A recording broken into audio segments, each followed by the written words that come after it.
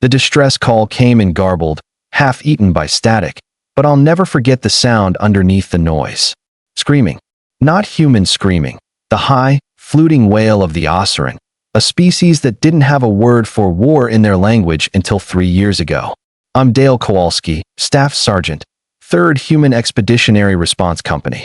We weren't supposed to exist. Not really. When the galaxy's older species built their coalition, they wrote humanity into the charter as an afterthought. A young, loud species that hadn't figured out how to talk to each other without weapons yet. They gave us a seat at the table and hoped we'd stay quiet. Then the Vrask Swarm hit the Ossaren colony on Ethel, 9, and every coalition fleet in range turned around and ran. I watched the footage before we dropped. The Vrask weren't animals. Animals kill to eat. The Vrask killed because killing was the only language they'd ever developed. 6-limbed things with chitin, like obsidian and mouths that unfolded in 3 directions. They didn't take prisoners. They took specimens, and what came back from Vrask territory never came back whole. The Ossaren coalition liaison, a slight, silver-skinned diplomat named Talis Vey, made the call herself. I heard the recording later. She wasn't calling the coalition fleet. She was calling us. Please, she said, in that careful, translator-flattened voice. Send the humans. We dropped in 6 ospreys through an atmosphere thick with ash and screaming. Ethel 9's capital had been a garden city once. I could still see the shape of it under the fires, spiral towers wrapped in vines that glowed faint blue in daylight.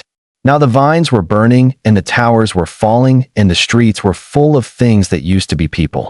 Contact left, said Private Reyes, and I swung my rifle up in time to watch a Vrask drone come screaming out of a collapsed archway, mandibles wide enough to take a man's head off in one bite. I put 3 rounds through its thorax. It didn't slow down until the 4th. That's the thing nobody tells you about the Vrask.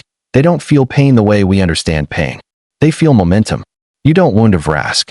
You stop it, permanently, or it keeps coming. We fought through the Garden District for 6 hours. I lost Private Okafor at the Fountain Square, watched him go down defending a huddle of Ossaren children he pulled out of a collapsed nursery, and I felt something in my chest go cold and very, very quiet. Not grief. Grief comes later. This was something older. Something that had been sleeping in the back of every human skull since we were animals ourselves, fighting things in the dark with sharpened sticks. By hour 7, the other coalition species arrived. Not to fight, to watch.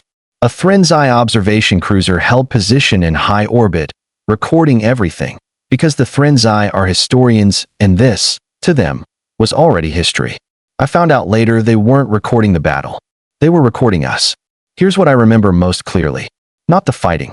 The moment after. We'd pushed the Vrask Swarm back to the collapsed transit hub, cornered maybe 200 of them in the ruins, and I gave the order that I will carry for the rest of my life. We didn't retreat. We didn't contain it. We ended it. All of it, methodically, room by room, because every Vrask left standing was a task that would do to some other colony what it had done to this one. When it was over, I stood in a hub full of smoke and silence, and I found Talis Vey standing at the edge of it, staring at what we'd done with an expression her species doesn't have a name for either. You saved my people, she said finally. Yes, ma'am. You also just did in 7 hours what my government has spent 40 years failing to do to a single task hive. Her voice wasn't accusing. It was something worse. It was afraid, and grateful, and afraid of being grateful. The Threnzai are already broadcasting it across 4 sectors. They're calling you the Ethel Butchers. I didn't have an answer for that. I still don't, not really. 3 days later, back on the cruiser, I read the coalition news feeds Reyes had pulled off the relay. Every species had an opinion. The Threnzai historians called it an efficiency without precedent and without restraint.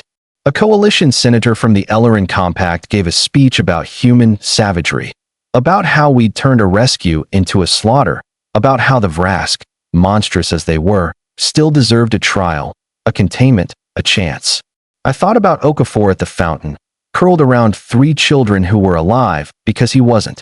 I thought about the nursery. And then I read the last line of Talis Vey's official statement to the Coalition Council, the one that got clipped and replayed across half the galaxy within a day. You call them monsters. I called them because the actual monsters were already inside my walls, and I had run out of other options. I will call them again tomorrow. I would call them every day for the rest of my life.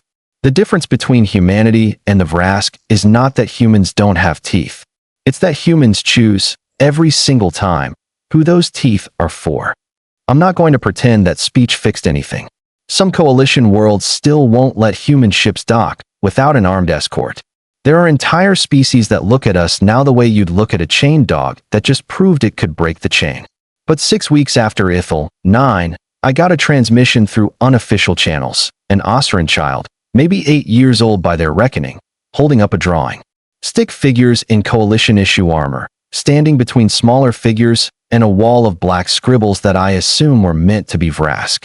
Above the human figures, in careful, hand-copied coalition script, 3 words. The good monsters. I keep that drawing in my locker now.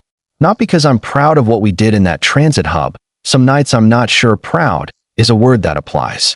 I keep it because it's true, in the only way that matters. The galaxy is full of things with claws and mandibles, and no reason at all. And when the diplomats ran out of speeches and the fleets ran out of nerve, it was humanity that stood in the ash and finished what needed finishing. They called us monsters. They were right. They just forgot to ask which side we were the monsters for. Ethel, 9 was rebuilt within 2 years, its spiral towers regrown taller than before. The Coalition Council quietly revised its emergency response protocols. Human units are now first call for any colony facing extermination-level threats, a designation the Council still refuses to say out loud, but writes into every contingency plan they file. Some titles you earn by accident. Humanity earned this one by showing up.